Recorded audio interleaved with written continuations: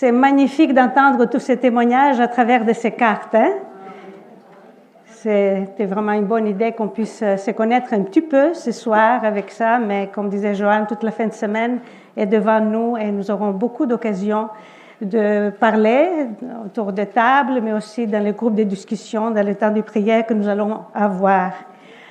Alors, notre thème, ça vient du livre d'Esther, de l'Ancien Testament, et ce soir, je vais faire une petite introduction. Le PowerPoint, s'il te plaît. Donc, la beauté inespérée, la reine Esther, quand la beauté prend des formes insoupçonnées. Et le verset thème, la grâce est décevante et la beauté fugace. La femme qui révère l'Éternel est digne de louange, de Proverbes. Une petite introduction donc du livre d'Esther. Le livre d'Esther est un livre historique, comme on appelle, de l'Ancien Testament. Dans la tradition juive, il s'est présenté sous une forme de rouleau, de parchemin, et il est lu, et il est lu toujours, lors de la fête de Purim. On va parler de ça pendant ces études. La fête qui était donc instituée après la délivrance des Juifs du massacre par l'intervention de la reine Esther. La rédaction, qui est l'auteur? Quand on a un livre, on demande qui est l'auteur. La rédaction du livre d'Esther est traditionnellement attribuée à Esdras, parce que c'est un homme qui avait vécu aussi en Babylone, il a vécu l'exil, et donc c'est lui qui aussi a écrit d'autres livres de la loi. C'était la vie de deux historiens du 1er siècle, Flavius Joseph, et de Clément d'Alexandrie du 3e siècle, après Jésus-Christ, bien sûr.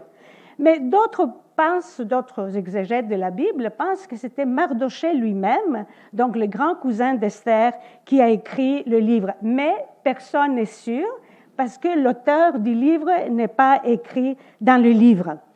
On va voir un peu le contexte historique. J'ai cherché cette carte parce qu'elle est très significative. C'était le royaume de la Babylone de ce moment-là.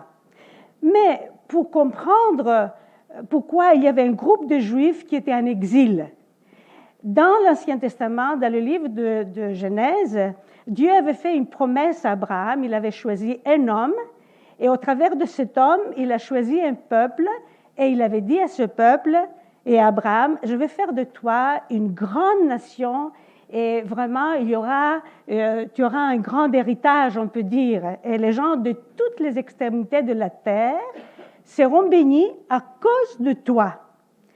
Et Dieu avait, en choisissant aussi le peuple d'Israël, il avait dit, mais vous allez m'obéir, vous allez faire ce que je vous dis, vous allez suivre mes commandements, vous allez suivre ma parole, sinon, vous allez payer un petit peu, vous allez peut-être être punis.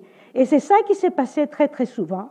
Le peuple de Dieu a désobéi, il s'est rébellé même contre Dieu, et Dieu a envoyé des juges, des prophètes, pour ramener le peuple à lui. Et on voit, c'était vraiment une constante dans l'Ancien Testament. Lorsqu'Israël obéit, Dieu le bénit. Et lorsqu'il désobéit, il permet des épreuves. Il ne faut pas prendre parce que vous avez des épreuves que vous avez désobéi. Hein? Ça, je le mets tout de suite là parce qu'il y a des gens qui le croient. Non, mais ça, c'était comme ça que Dieu avait prévu avec son peuple Israël. Il y avait des guerres. Et voilà, il voulait que son peuple comprenne sa grâce de Dieu, qu'il revienne en arrière, mais qu'il paye aussi les conséquences de ses actes. Donc, une de ces conséquences, c'était que le peuple d'Israël, dans les années 500 avant Jésus-Christ, presque 600 ans avant Jésus-Christ, était déporté en Babylone. Le grand roi Nabuchodonosor, que nous connaissons dans le livre de Daniel, il déporte l'élite du peuple d'Israël et il l'amène à Babylone. Daniel et les autres sont dedans, et les 3 autres amis. Il détruit le temple de Jérusalem, et un demi-siècle plus tard, donc, la Babylone est prise maintenant par les Perses. C'est toute une histoire ancienne. Hein? Vous me dites pourquoi tu nous racontes tout ça. Mais il faut savoir pour mettre le livre dans le contexte. Et après 70 ans de captivité, le roi de Perse décide de renvoyer les Juifs chez eux. Et c'était Dieu, bien sûr, qui était derrière cela.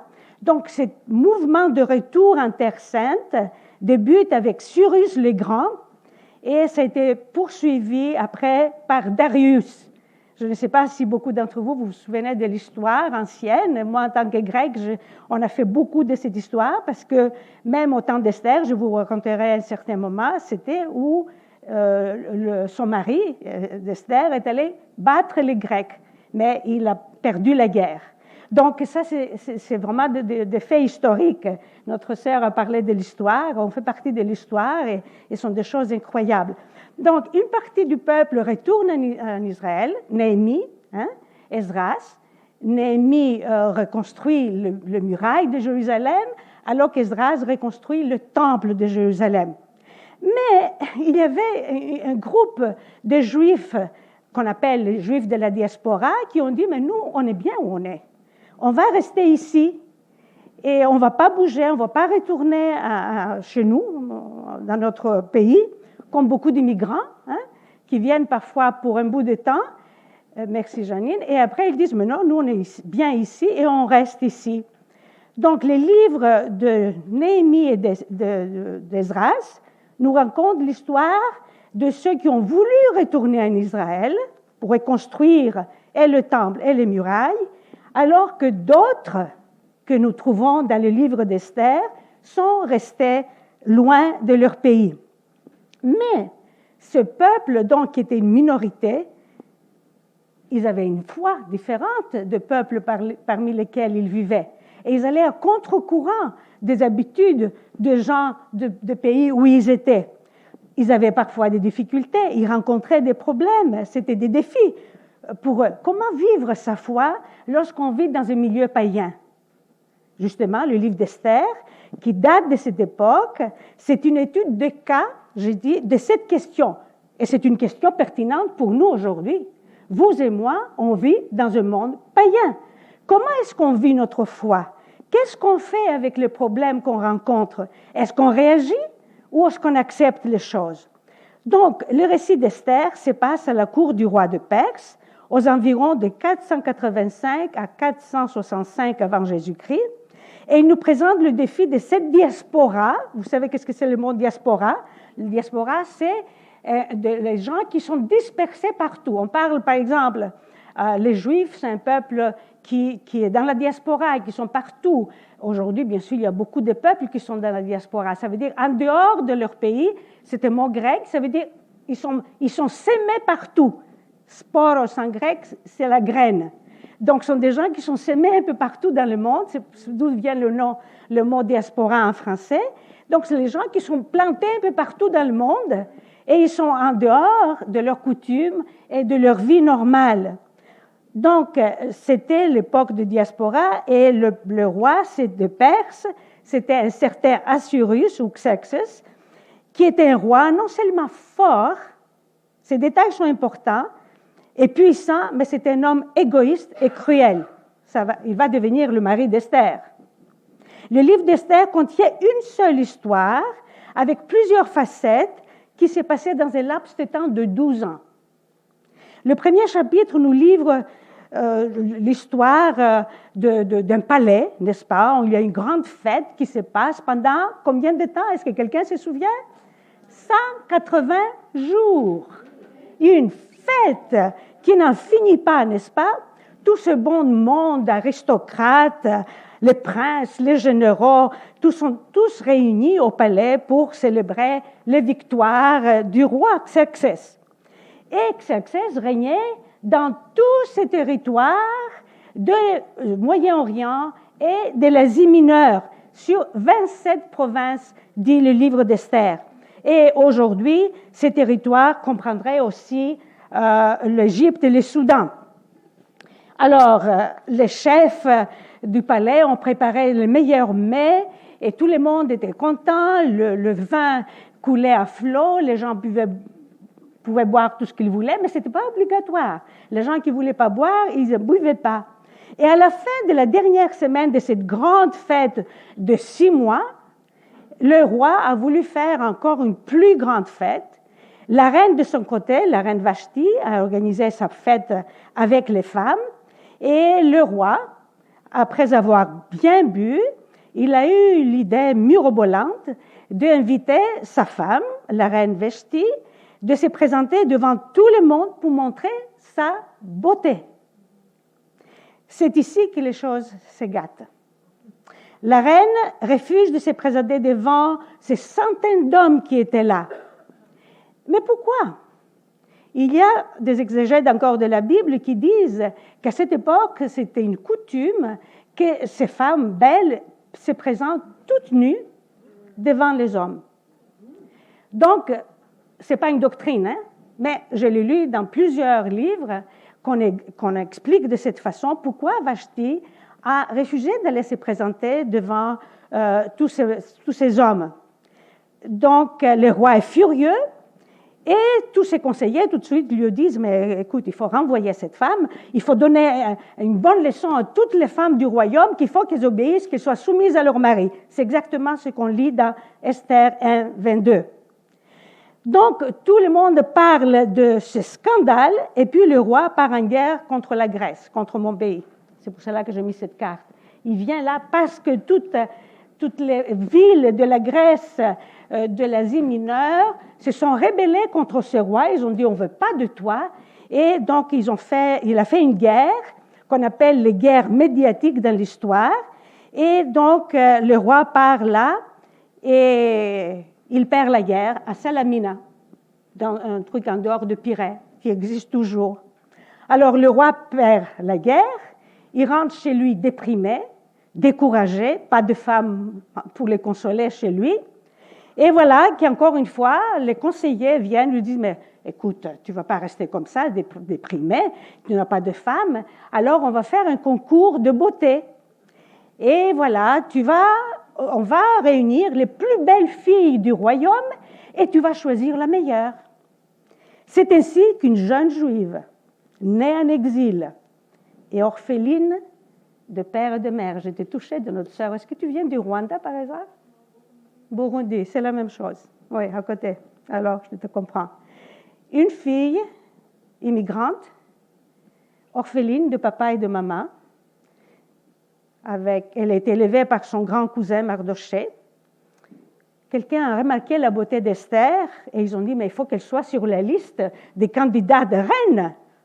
Et voilà que lorsqu'elle se présente, Esther, devant le roi, aussitôt que le roi l'a vu que succès, son choix était vite fait. Toutes les filles rêvent à leur prince charmant, n'est-ce pas? Comme on dit. Voilà un rêve pour Esther, un rêve inespéré. Pas vraiment. Ces rois avaient une mauvaise presse. Esther n'était pas sa première épouse. Elle allait être l'épouse officielle, mais lui, il avait un harem de centaines de belles femmes. Mais Dieu était derrière les scènes, Dieu était derrière les événements, et c'est lui qui dirigeait les affaires de son peuple. Dans Proverbe, nous lisons « Le cœur du roi est un courant d'eau dans les mains de l'Éternel, il incline partout où il veut. » Dieu avait une jeune femme qui était entièrement consacrée à lui et son nom signifiait étoile et elle était dans l'ombre. Personne ne la connaissait, personne ne la voyait. Mais Dieu allait vraiment lui donner l'occasion de se manifester, de montrer son éclat de ses lumières, la force de son caractère et sa grande beauté, surtout de sa personne. Esther n'avait pas de parole, elle n'avait pas à dire « je veux » ou « je ne veux pas », n'est-ce pas? Elle était conduite par un homme qui était son protecteur, Mardoché, et là, maintenant, elle est conduite par un autre homme super puissant qui est très connu pour sa cruauté. Donc, au chapitre 3, un petit résumé rapide, changement de décor, on est en face d'un autre homme, il y a plein d'hommes là-dedans, c'est Aman, un grand général du roi, un raciste, un jaloux et antisémite. Les Juifs prenaient garde, n'est-ce pas, selon son avis. Lui, Aman voulait que tout le monde le révère, tout le monde se prostère devant lui, mais il y avait quelqu'un, Mardoché, qui a refusé de le faire. Le chapitre 4 et 7 révèlent la vraie Esther, son plan d'action et comment Dieu a changé, transformé les choses et a protégé son peuple du génocide. Et bien sûr, Esther va briller comme une étoile, une super étoile, comme on va voir demain. Et elle obtient le plein pouvoir et son témoignage est connu par tous les Juifs. Et Esther, je dis, le livre d'Esther est un livre moderne, passionnant et contextuel. Vous me direz, le livre d'Esther est un récit de rois et de reines, et je n'appartiens pas à cette classe, moi non plus. Mais il y a aussi des gens ordinaires comme vous et moi. Et au travers de ces livres, nous allons découvrir que Dieu utilise différentes personnes pour accomplir son plan. Bien sûr, les grands spots, on peut dire, vont être jetés sur Esther. C'est elle la protagoniste de cette grande histoire, cette belle histoire, et elle mérite d'être étudiée. C'est pour cela que nous avons choisi ce thème pour cette fin de semaine. Ce qu'Esther nous enseigne est que si nous laissons notre vie entre les mains de Dieu, il va nous aider à traverser les crises que nous allons rencontrer par sa grâce et il va manifester sa puissance. Elle nous enseigne aussi que Dieu peut utiliser ces moments difficiles pour sa gloire. Esther est une jeune femme qui se confie à Dieu au milieu hostile et adverse. Elle brille, je redis, comme une étoile dans les ténèbres de son temps. Et dans ce livre, nous voyons ce qui se passe dans une société contemporaine. On pose au fond des questions existentielles. Il y a les méchants qui sont là, qui réussissent, et il y a les bons. Le mal règne partout. On parle des minorités, n'est-ce pas? Aujourd'hui, plus que jamais, on parle des minorités dans nos sociétés. Dans n'importe quelle nouvelle que vous entendez, on parle des minorités qui sont parmi nous dans nos sociétés. Il semble qu'il n'y a pas d'espoir pour les croyants. Est-ce que Dieu est présent quand on souffre? Est-ce que Dieu est souverain lorsqu'il y a tous ces malheurs qui arrivent? Est-ce qu'un individu peut faire la différence dans ce monde de ténèbres que nous vivons? Oui. Le livre d'Esther nous apprend qu'il est possible de vivre notre foi au milieu d'une culture hostile et païenne, en gardant nos convictions et en manifestant notre foi avec sagesse. Aujourd'hui, nous vivons dans une culture qui rejette les valeurs judéo-chrétiennes. D'ailleurs, c'est pour cela que nous avons ces malheurs que nous avons. Parce que nos pays occidentaux ont été fondés sur ces valeurs judéo-chrétiennes et maintenant on les rejette, on n'en veut plus. Nous avons constamment des défis devant nous, nous pouvons baisser les bras et vraiment nous dire qu'on ne peut rien faire. Mais la parole de Dieu nous exhorte vraiment de briller, de continuer à briller comme des lumières dans ce monde. Le choix est à nous, comme nous allons voir que le choix était dans les mains d'Esther. Comment est-ce que nous allons servir Dieu dans notre génération? Aurons-nous le courage d'Esther et de Mardochée? Le but du livre est le seul livre dans toute la Bible où le nom de Dieu n'est pas mentionné, même pas une seule fois. C'est pour cela que ce livre est très critiqué par les Juifs et par les chrétiens, à cause du fait qu'il n'y a pas le nom de Dieu. Mais la présence de Dieu est là, on voit que Dieu agit, que Dieu travaille, malgré les apparences. Dieu veille sur son peuple, il le protège et il garde ses promesses. Il le punit lorsqu'il désobéit, mais, écoutez bien ça, il ne permet pas aux autres de faire du mal à son peuple. C'est à Dieu la vengeance, n'est-ce pas? Les Juifs avaient désobéi, ils étaient en exil. Mais lorsque ces païens voulaient leur faire du mal, Dieu a dit, oh, non, arrêtez ça. Donc, Dieu protège son peuple, c'est lui le juge et c'est lui qui donne la discipline lorsque son peuple a besoin de discipline. Et les disciplines religieuses, comme nous appelons, on va parler du jeûne, on va parler de la prière là-dedans. Donc, ce livre est très, très riche. Dans le livre d'Esther, nous découvrons que Dieu est capable de changer les ténèbres en lumière, l'esclavage en liberté, la destruction en restauration, les cendres en beauté, les brisements en guérison, les conflits en paix, la mort en vie. On va voir un petit clip qui présente un petit peu une histoire d'une jeune femme. Une histoire, vous allez voir, qui a un petit rapport avec la vie d'Esther.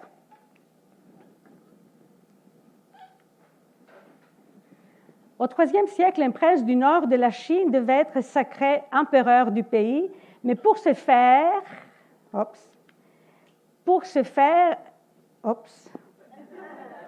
ça va tout seul. Les lois exigent. OK. Est-ce que vous voulez lire? Ça ira plus vite. Est-ce que vous pouvez lire? La loi exigeait qu'il soit marié. Donc, il décida d'organiser un concours afin de trouver parmi les filles de la cour une femme digne de devenir son épouse. Le prince convoqua toutes les filles de la cour à une fête spéciale pour le lancement de son concours. Et la nouvelle de cette fête, de son concours, attrista une des vieilles ouvrières du palais. Cette dame avait sa fille, et sa fille aimait beaucoup le prince. Et aussitôt arrivée à la maison, elle a transmis cette nouvelle à sa fille, et cette fille a été surprise lorsqu'elle a entendu qu'elle pouvait aussi aller assister à la fête. Mais ma fille, lui dit-elle, comment tu vas aller là-bas, à la cour? Il y a beaucoup de filles riches et belles. Comment toi, tu vas... Oups. OK. Es-tu devenue folle? Enlève cette idée de la tête. La fille a dit, non, maman, moi, je vais y aller. Je ne suis pas folle. Je sais que le prince ne va pas me choisir, mais aussi, je ne vais pas gagner le concours, mais je veux voir au moins pour quelques minutes le prince. Alors, il faisait nuit lorsque la jeune fille est arrivée au palais. Toutes les filles de la cour étaient là. Elles étaient revêtues de magnifiques robes. Oh, c'est bête. De magnifiques bijoux, etc. Et le prince annonçait enfin le début du concours. Et je vais donner à chacune de vous une graine de semence. Dans 6 mois, celle qui m'apportera une belle fleur deviendra mon épouse et la future impératrice de la Chine. La proposition du prince rejoignait les traditions les plus profondes de son peuple, qui accordait beaucoup de valeur à la connaissance de la culture et de la terre. Le temps passa, la jeune fille qui savait jardiner, cultiver la terre, faisait très attention à la graine, et c'est avec patience et tendresse qu'elle surveillait. Elle se disait que si la beauté de sa fleur était à la mesure de son amour pour le prince, elle n'avait pas à se soucier de l'issue du concours. Après 3 mois et de tendres soins, la graine n'avait toujours pas germé. Pourtant, la jeune fille avait essayé toutes les méthodes qu'elle connaissait, rien, toujours rien. Jour après jour, elle voyait son rêve s'évanouir, mais son amour pour le prince devenait plus profond. 6 mois plus tard, rien n'avait poussé. Sachant qu'elle avait travaillé fort, elle annonçait à sa mère que malgré le triste résultat,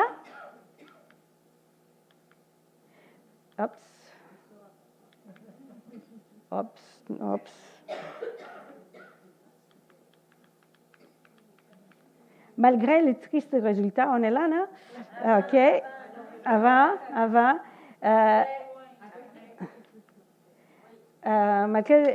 Elle irait au palais pour au moins voir le prince. Elle n'avait aucun espoir, mais l'idée de revoir le prince. Donc, le jour J, elle s'est rendue au palais avec son pot vide. Toutes les autres filles étaient là avec leurs pots, avec de magnifiques plants, de belles fleurs, et de toutes les couleurs et de toutes les formes. Et la jeune fille était surprise de la beauté de ces fleurs. Le prince s'est avancé, il a regardé attentivement chaque fille et le pot qu'elle tenait, comme elles étaient fières de leurs fleurs. Après être passé 2 fois devant chaque jeune fille, le prince dévoila la grande gagnante du concours, la fille de la dame pauvre et âgée. C'est elle qui allait devenir son épouse. Tout le monde était étonné du choix du prince. Personne ne comprenait pourquoi c'était elle qui avait réussi à gagner alors qu'il n'avait pas fait germer sa fleur. Elle était la gagnante. Et le prince a expliqué pourquoi. Cette jeune fille est la seule digne de devenir mon épouse et notre... c'était l'impératrice, ok? Elle est la seule d'avoir cultivé et amené ici la fleur de l'honnêteté, car les graines que je distribuais étaient toutes stériles. L'honnêteté et la sincérité sont comme une fleur qui pousse, une lumière rayonne autour d'elle, offrant son éclat à ceux qui la cultivent. Voilà un petit peu, vous savez, un peu une histoire parallèle, symbolique de la reine Esther. Et très vite fait, nous allons voir une autre présentation. Merci. Pardon, hein, vous êtes certainement prête pour aller au lit. Mais le comité m'a demandé de vous présenter vite fait le projet Dorcas que nous avons en Afrique et quelques visages d'Afrique, comme j'appelle. Alors, le continent africain, bien sûr, vous savez que depuis une quarantaine d'années, je travaille en Afrique. Il y a quelques années à Ouagadougou et de toute la région est du Burkina Faso, donc Anne-Marie nous a parlé tout à l'heure. On a commencé un projet en visitant les veuves à Fadagourma, elle connaît, Mahadaga. Ces versets sont venus très, très forts dans mon esprit de la part du Seigneur. Ouvre ta bouche pour le muet, pour la cause de tout le délaissé. Défends le malheureux et l'indigent. Et laisse tes orphelins, je les ferai vivre et que tes veuves se confient à moi. Je trouvais ce t-shirt, quelqu'un au Burkina Faso portait ce t-shirt et je trouvais vraiment qui allait très, très bien avec ma présentation, encadrant les veuves et les orphelins pour une autoprise en charge, parce que c'est ça le projet Dorcas. Nous avons, depuis 2006, à peu près 300 veuves qui sont aidées par le projet Dorcas avec des dons que nous suscitons lors de nos retraites ici et lors de nos journées au printemps. Et c'est Dieu qui a fait des miracles depuis quelques années, non seulement bien sûr d'ici, mais d'ailleurs, l'argent est venu et ces femmes ont reçu $200 chacune pour faire un commerce, pour élever des animaux ou pour vendre quoi que ce soit. Et là, ces visages, vous allez voir une après l'autre. Et je fais aussi des cartes avec ces visages, des prières, que si vous voulez, j'avais la musique avec, mais ça ne vient pas, hein? D'accord, ça fait rien, on ira plus vite maintenant. Alors, ces femmes, souvent, ils ont 4-5 enfants. Si je fais un calcul rapide, il y a plus de 1000 enfants qui sont soutenus à travers le projet Dorcas, avec les mamans, bien sûr. Chacune s'élevait pour donner son témoignage et parler de ce qu'elle a fait depuis qu'elle a eu l'aide et qu'elle a commencé un petit commerce ou l'élevage ou la poterie ou des jardins.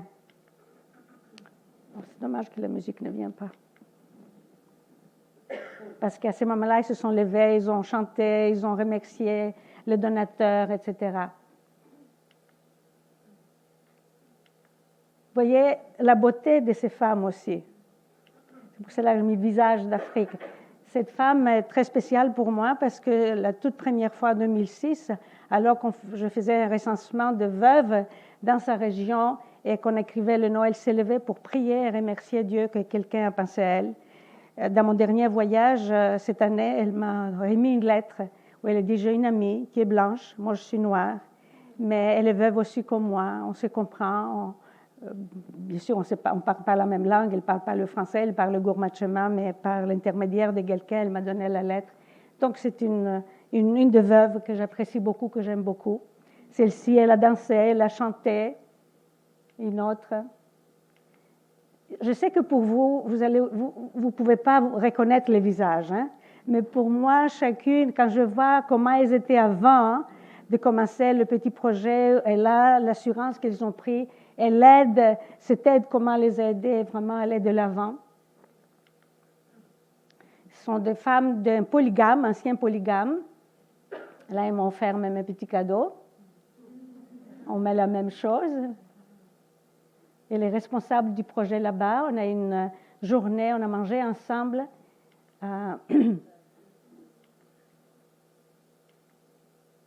Voilà, tous les groupes.